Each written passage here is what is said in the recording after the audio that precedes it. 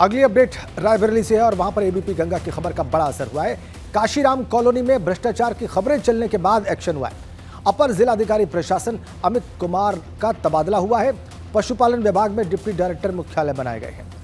Barabanki ADM Rakesh Kumar Singh को Bareilly ADM की जिम्मेदारी दी गई है।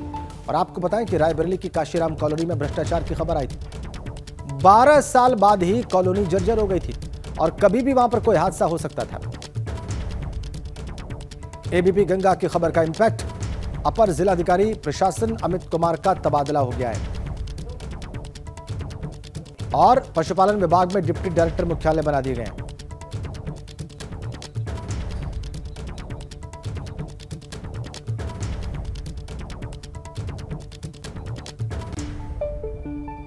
हमारे संवाददाता पंकज प्रजापति फोन लाइन पर है। वो इस खबर के असर के बारे में और विस्तार से हमें बताने वाले हैं। पंकज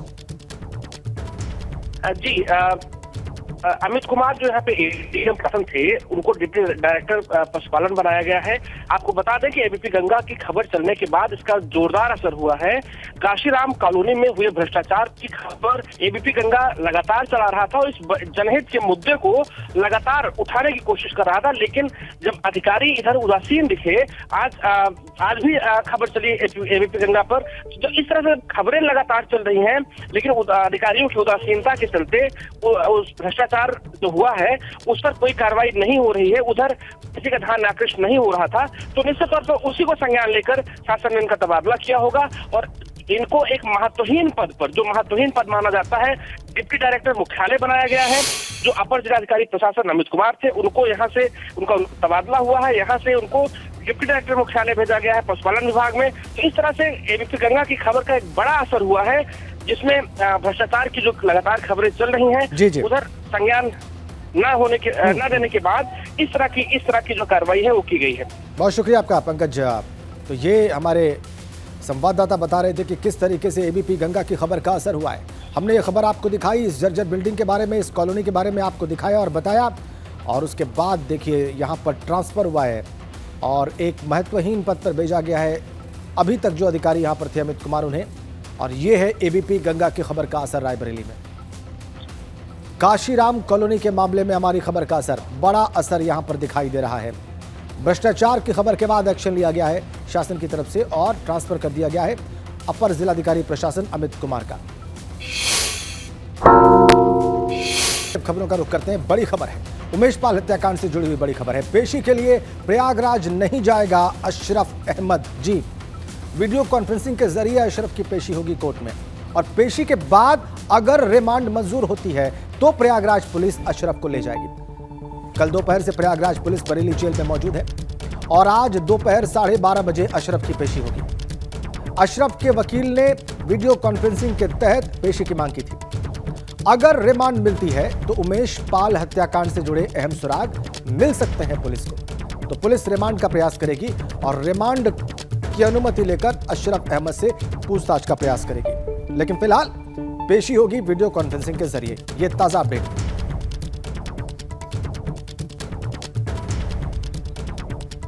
हमारे संवाददाता अनूप इस वक्त हमारे साथ बरेली से जुड़ चुके हैं। अनूप, मैंने अभी दर्शकों को बताया कि वीडियो कॉन्फ्रेंसिंग के जरिए पेशी होगी अशरफ अहमद की आज दोपहर 12:30 बजे। उसकी क्या तैयारी है वहां पर?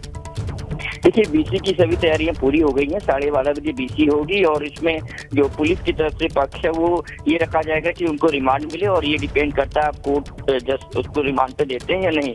तो सब कुछ जज साहब पे डिपेंड करता है। बस ये है कि 12:30 बजे पेशी होनी है वीडियो कॉन्फ्रेंसिंग के जरिए। उससे पहले प्रयागराज पुलिस बरेली में ही कल से मौजूद है और अगर बीसी में रिमांड मंजूर हो जाती है तो उसके बाद पुलिस वो आदेश लेकर आएगी, जेल प्रशासन को देगी और उसके बाद यहाँ से प्रयागराज के लिए इसको अशरफ को रवाना कर दिया जाएगा, क्योंकि पुलिस को बहुत सारी प्रयागराज पुलिस को इससे पूछताछ करनी है अशरफ से, क्योंकि अशरफ पर आरोप है कि इन्होंने बरेली जेल से ही हत्या की साजिश रची थी और उसके बाद उमेश पाल की हत्या कराई गई थी। तो फिलहाल अब बीसी का समय हो रहा है, 12:30 बजे बीसी होने के बाद ही ये पता लग सकेगा कि आगे कोर्ट क्या आदेश देता है और उसी आदेश के अनुसार आगे की कार्रवाई होनी है।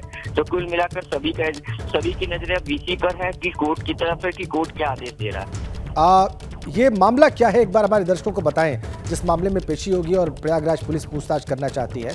और एक बात और स्पष्ट करें अनूप कि क्या कोर्ट अगर रिमांड मंजूर करती है तो फौरन आज ही पुलिस रवाना होगी अशरफ को लेकर प्रयागराज? देखिए, आपको बता दूं, मामला ये उमेश पाल की हत्या से जुड़ा हुआ है। उमेश पाल की हत्या में मुख्य आरोपी है अशरफ, क्योंकि ये आरोप लगा था कि बरेली जेल में ही हत्या की साजिश रची गई थी। शूटर यहाँ पर आए थे, अतीक का बेटा असद यहाँ आया था, और उसके बाद जब यहाँ पर हत्या की प्लानिंग हुई, उसके बाद इस जघन्य हत्याकांड को अंजाम दिया गया था प्रयागराज में। तो उस मामले में FIR दर्ज है, उस मामले में बी वारंट जारी हुआ है। उसी बी वारंट के तहत पुलिस अब रिमांड पर लेने के लिए कोर्ट में जा रही है। तो इससे पहले ये था कि प्रयागराज कोर्ट में पेश किया जाएगा, लेकिन सुरक्षा कारणों से और मौसम भी खराब हो गया था, जिस वजह से अब BC के जरिए ही ये कोशिश की जा रही है कि BC के जरिए पेशी हो जाए, और पेशी होने के बाद कोर्ट इनको पुलिस में रिमांड में दे सकता है। और ये कयास लगाया जा रहा है कि पुलिस को रिमांड मिल जाएगी। पुलिस 14 दिन की रिमांड की मांग कर रही है, क्योंकि प्रयागराज पुलिस को बहुत सारी चीजें पूछनी है, क्योंकि अभी तक सिर्फ इतना पता चला है जो लोग CCTV कैमरे में दिखाई पड़ रहा है उस हत्याकांड में, लेकिन उसके पीछे और कौन लोग हैं, कौन कौन लोग इन्वॉल्व हैं, तो उन सभी चीजें पूछताछ से ही पता चल सकती हैं, जिसमें अशरफ से गहन पूछताछ होगी, और उसके बाद ही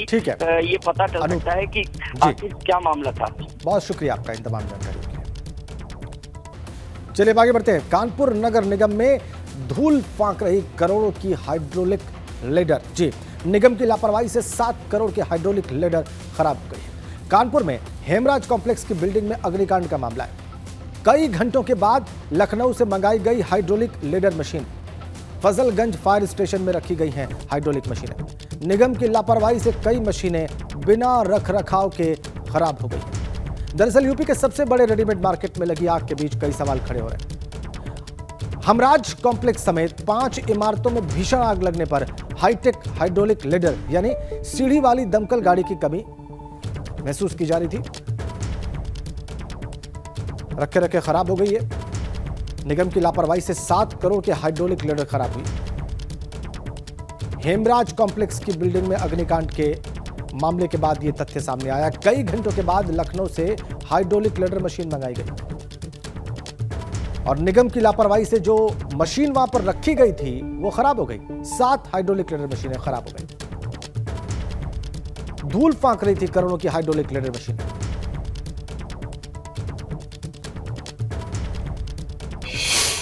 भीषण अग्निकांड में जान और माल की सुरक्षा के लिए दमकल विभाग करोड़ों रुपए खर्च करने के बाद अत्याधुनिक उपकरण और अत्याधुनिक गाड़ियों को खरीदता है, ताकि जान माल की सुरक्षा तत्काल की जा सके। आग की सूचना के बाद दमकल विभाग के कर्मी मौके पर पहुंच करके और तुरंत जान माल की सुरक्षा करें, ऐसे में तमाम तैयारियां की जाती हैं। कानपुर के फजलगंज फायर स्टेशन पर हम मौजूद हैं, और कानपुर की आग चर्चा का विषय है। गुरुवार की देर रात बांसमंडी इलाके में, जो रेडीमेड का बड़ा मार्केट है, उत्तर प्रदेश का सबसे बड़ा मार्केट जहां करोड़ों रुपए का बिजनेस होता है, वहां पर आग लगी, और आग कई घंटों तक बुझाई नहीं जा सकी। बूम की मदद से 135 फीट तक जाकर आग बुझाने और फंसे लोगों को निकालने के लिए काम आती है। ऐसी ही एक गाड़ी, अत्याधुनिक गाड़ी को लखनऊ से बुलाना पड़ा, क्योंकि कानपुर में ऐसी गाड़ी खराब पड़ी हुई है। देखिए कितनी अत्याधुनिक है। यहाँ पर चेयर पे बैठ करके, ये जो कवर हम आपको दिखा रहे हैं, ये आपको कवर दिखाए, ये मॉनिटरिंग की जाती है इससे।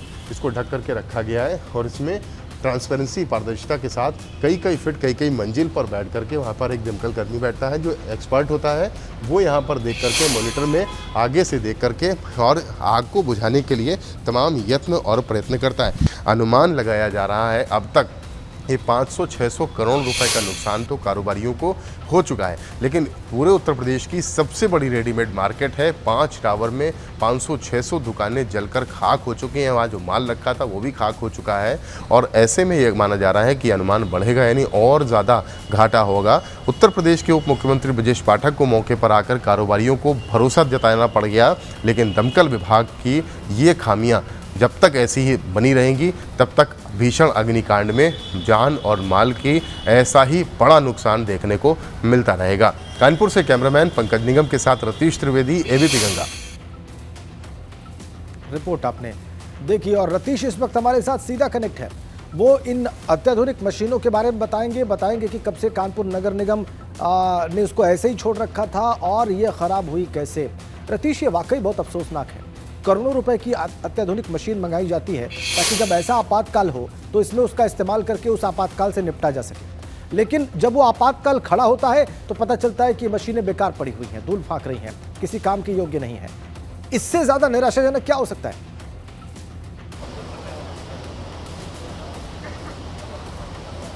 बिल्कुल, देखिए राजेंद्र जी, आपको तस्वीरें भी दिखाते चले और बताते भी चलें कि इसी साइट पर हम मौजूद हैं जहां पर भीषण अग्निकांड हुआ है। ये तमाम वो टावर्स हैं जहां पर अभी भी धुआं निकल रहा है। लेकिन अगर बात मशीन्स की जाए तो वो मशीन्स आपको दिखाते हैं। अपने कैमरा सहयोगी से कहूँगा कि वो आगे आकर के दिखाएं। देखिए, ये वो मशीन खड़ी है। लखनऊ से मंगाना पड़ा इस मशीन को, इस अत्याधुनिक गाड़ी को जिसे कहेंगे। यही गाड़ी अभी हमने अपने दर्शकों को इससे पहले दिखाया है, जो कानपुर के फजलगंज फायर स्टेशन पर खड़ी है और कंडेम के रूप में खड़ी हुई है। ठीक वैसी ही गाड़ी उत्तर प्रदेश फायर सर्विस की ये गाड़ी है जो लखनऊ से मंगाई गई है। लखनऊ से आई ना भैया? हाँ, लखनऊ से आई है। देखिए, दमकल के कर्मी जो बैठे हुए हैं अंदर, वो इशारा कर रहे हैं। सेला इंडस्ट्री की ठीक वही मॉडल की और ठीक वैसी ही गाड़ी जो 135 फीट तक ऊपर जाती है। इसमें हौज से यानी पानी जमा नहीं किया जा सकता, इसमें भरा नहीं जा सकता। ये दमकल की गाड़ी जरूर है, लेकिन 135 फीट तक ये सीढ़ी ऊपर खुलती है और भीषण अग्निकांड में लोगों की जान माल की सुरक्षा करने के ये काम आती है। करोड़ों रुपए खर्च करके इटली से इसको मंगवाया गया था जनवरी 2015 में, लेकिन लखनऊ से इसको फिर से मंगवाना पड़ा क्योंकि कानपुर को जो बड़ी गाड़ी इस तरीके की दी गई थी, दमकल की गाड़ी, वो कंडेम हो चुकी है, वो चलाई नहीं गई, वो खराब हो गई, खड़े खड़े खराब हो गई। मुख्यालय को पत्र लिखा गया इस बाबत कि ये खराब हो चुकी है, इसका मेंटेनेंस कराइए, सर्विस कराइए। लेकिन दावों के बीच हकीकत ये जो हमने अपनी तस्वीरों में दिखाई, अपने दर्शकों को दिखाया कि उनका कुछ पुरसा हाल नहीं, और इसीलिए इतना बड़ा भीषण अग्निकांड हो गया। अग्निकांड में सबसे पहले सटीकता देखी जाती है कि जब आपको सूचना मिली, दमकल के किसी भी विशेषज्ञ से आप बात कर लीजिए, अधिकारी से बात कर लीजिए, वो कहता है कि जब सूचना मिले तो फर्स्ट रिएक्शन जो होता है वो सबसे अहम होता है। और यहाँ के कुछ लोगों का यही कहना था कि दमकल की गाड़ियाँ जो अत्याधुनिक थी वो देरी से आई, दमकल की गाड़ियाँ देरी से आई और इसीलिए इतना बड़ा कांड हुआ। पंकज, आप पहले टावर से दिखाइए, एआर टावर से, जहां से आग भड़की थी। एआर टावर आपको दिखा रहे हैं। उसके बाद दूसरा टावर दिखाइए, मसूद कॉम्प्लेक्स इसके बगल में, इसके बाद तीसरा मसूद कॉम्प्लेक्स और चौथा नफीस टावर, अबराज कॉम्प्लेक्स। ये 4-5 टावर लगातार एडजेसेंट हैं। तमाम नियमों को दाग पर रख करके इन्हें बनाया गया। यहाँ पर कारोबार किया जा रहा था, कोई एनओसी नहीं थी किसी तरीके की फायर की। और दमकल विभाग की गाड़ियाँ जो अत्याधुनिक हैं कानपुर में, वो कंडेम पड़ी हुई हैं। क्यों ना भीषण अग्निकांड हो और क्यों ना करोड़ों रुपए के माल की नुकसान झेलना पड़े। यहाँ पर बड़ा रेडीमेड मार्केट, उत्तर प्रदेश का रेडीमेड मार्केट, सबसे बड़ा रेडीमेड मार्केट ये है जिन्हें हम अपनी तस्वीरों में दिखा रहे हैं। और उसके बाद यहाँ पर क्यों ना इतना बड़ा कांड हो। सबसे बड़ी गनीमत ईश्वर का ये कहिए कि शुक्रिया करना चाहिए सभी विभागों को, सरकार को, कि यहाँ पर इतने लोग रहते हैं, उनमें से अभी तक किसी की मौत की सूचना नहीं आई। लेकिन एक शव जरूर मिला है, जो ज्ञानचंद्र साहू नाम का व्यक्ति जो मिसिंग था, अभी ये उसको चिन्हित करना बाकी है, लेकिन एक शव जरूर यहाँ पर मिला है। और यहाँ पर आपको तस्वीर दिखाए, जो दमकल के अधिकारी हैं, जो पुलिस के अधिकारी हैं, वो लगातार अपनी ड्यूटीज़ कर रहे हैं। ज्वाइंट डीसीपी स्तर के अधिकारी, एडिशनल सीपी स्तर के अधिकारी और ज्वाइंट सीपी आनंद प्रकाश तिवारी अपने अधिकारियों के साथ बैठे हुए हैं, जिन्होंने कुछ देर पहले हमको बताया था कि यहाँ से एक शव मिला, उनसे बात कर लेते हैं। डीसीपी साहब, क्या सिचुएशन है अभी देखिए, ऑपरेशन चल रहे हैं। ये प्रेमाइसेस लगभग 100 मीटर लंबा और 150 मीटर चौड़ा है। इसमें 700 से ज़्यादा दुकानें हैं, दुकानों के शटर बंद हैं। तो अब हम गैस कटर से फ्लोर बाय फ्लोर जहाँ से पॉसिबिलिटी बन रही है वहाँ एंटर करके दुकानों के शटर ओपन करके आग बुझाने का काम भी कर रहे हैं। तो और पीछे की तरफ 2 एरिया ऐसे हैं जहाँ पे अभी हमारा कंसर्न बना हुआ है। वहाँ पे हम हाइड्रोलिक व्हीकल भी यूज़ कर रहे हैं, जिससे वहाँ पे हम सिचुएशन को नॉर्मल कर पाएँ। बाकी आग को कंटेन कर पाने में सफल रहे हैं, इससे दूसरी बिल्डिंग्स में नहीं गया है। और प्रयास है कि आज हम इस पूरे ऑपरेशन को देर रात तक कंप्लीट कर पाएँ। बाकी सारी टीमें, NDRF, SDRF, gas cutter, hydraulic मशीनें और जेसीबी, जो भी इक्विपमेंट इस ऑपरेशन में जिस किसी भी सिचुएशंस में रिक्वायर्ड हैं, वो सारे इक्विपमेंट्स और टीम्स यहाँ अवेलेबल हैं। और जो टेक्निकल एक्सपर्ट्स हैं, उनकी जो एडवाइस है उसके हिसाब से काम किया जा रहा है। बॉडी मिली है यहाँ पर, कुछ आप लोग चिन्हित कर पाए? एक व्यक्ति डे 1 से मिसिंग था और संभवतः ये उन्हीं की होगी, लेकिन जब तक आइडेंटिफिकेशन का प्रोसेस नहीं हो जाता है तब तक हम ये कह नहीं सकते।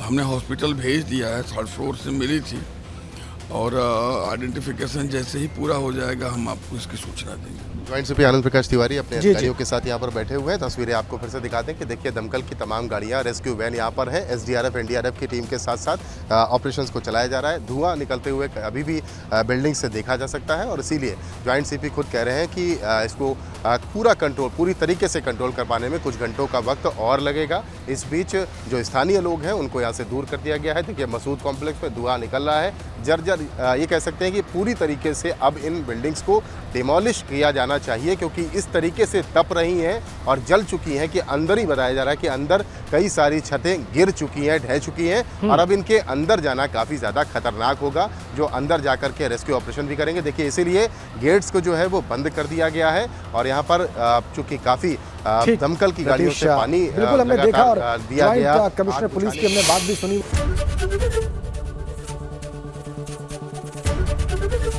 एबीपी गंगा, खबर आपकी, जुबान आपकी।